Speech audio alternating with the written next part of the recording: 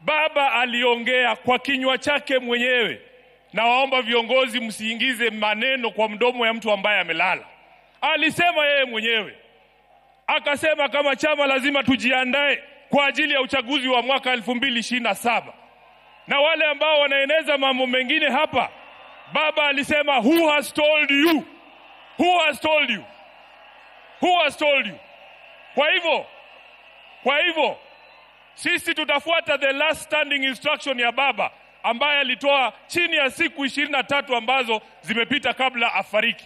Kwa hayo mengi, ni jukumu langu pia kama katibu mkuu wa chama, Mheshimiwa Rais, ilinivunja moyo sana kwamba baba alitoka Nairobi bila kusikia sauti za watu wa Nairobi wakisema tuko tayari.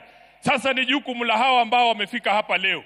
Nataka mseme chant ya chama cha ODM mpaka baba ajue anazikwa na wanachama wa ODM. Nikisema ODM, tunasema tuko tayari. Muko tayari? Muko tayari? ODM! ODM! ODM! Asanteni sana, Mungu awabariki.